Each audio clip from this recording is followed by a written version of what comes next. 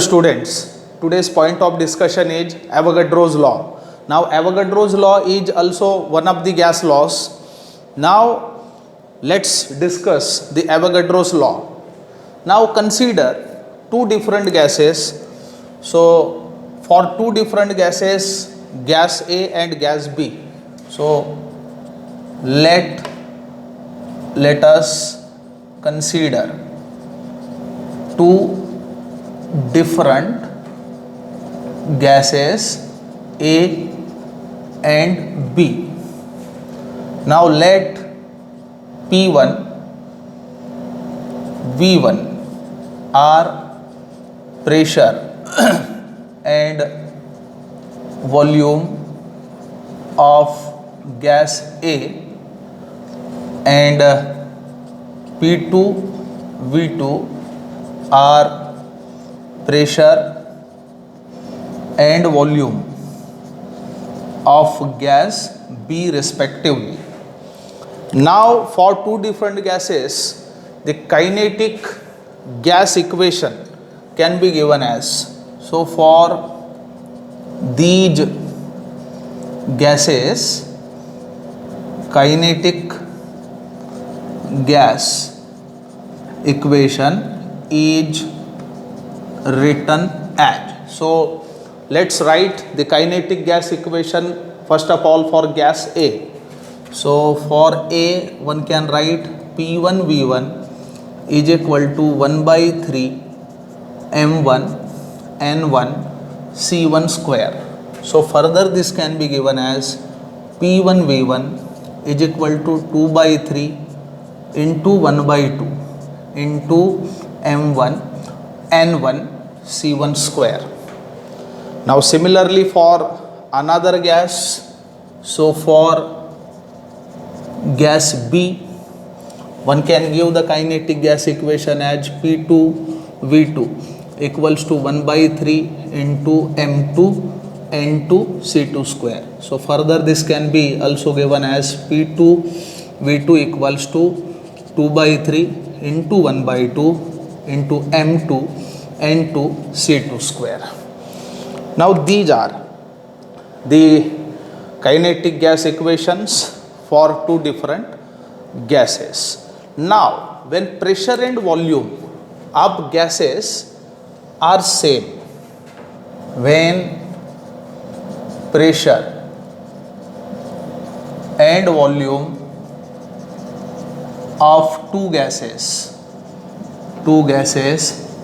are same, that is P1 and P2 are same, P1 equals to P2 and volumes V1 equals to V2. Then from these two one can clearly suggest that 1 by 2 into M1 N1 C1 square equals to what? 1 by 2 M2 N2 C2 square. Now this is supposed to be 1. Now if we are subjecting these two gases at constant, I mean at two same temperatures, if temperature is also same, then the mean kinetic energy of two gases will be equal for sure. So also if temperature is same, then mean kinetic energy or mean molecular kinetic energy, one can clearly say that mean molecular kinetic energy of each gas is also same. So one can clearly say that what? 1 by 2 M1 C1 square equals to 1 by 2 M2 C2 square. This is supposed to be 2. Now C1 and C2 are the mean velocities of the gases whatever we are considering right here. So this is equation 1, this is equation 2. When we divide equation 1 by 2, so by dividing equation 1 by equation 2, we get, so when we divide this equation by this, we clearly get n1 equals to n2. So this is the conclusion. So what Avogadro's law states, so equal volume of all gases under identical conditions of temperature and pressure contain equal number of molecules. So this is the statement for Avogadro's law. So what Avogadro's law state? Equal volume of all gases under same condition of temperature and pressure contain equal number of molecules. So this is the Avogadro's law.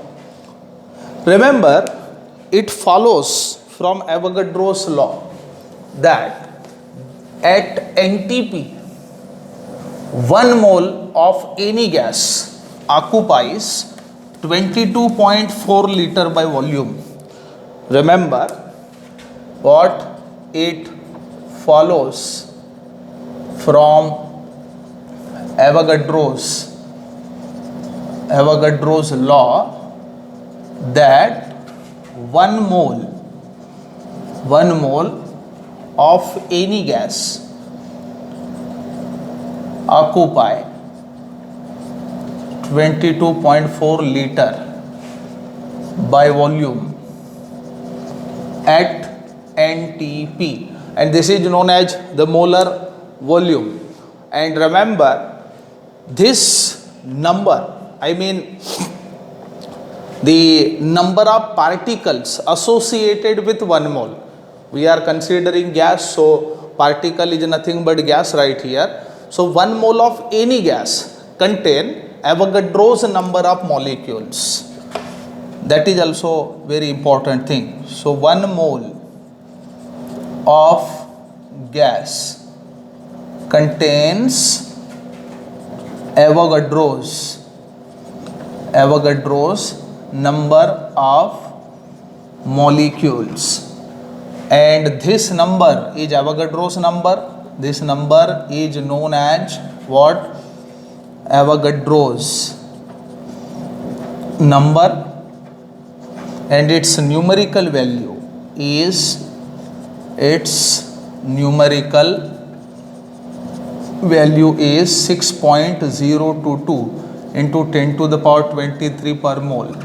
So 1 mole of any gas contain this much number of molecules. So this was the Avogadro's law. Thank you very much.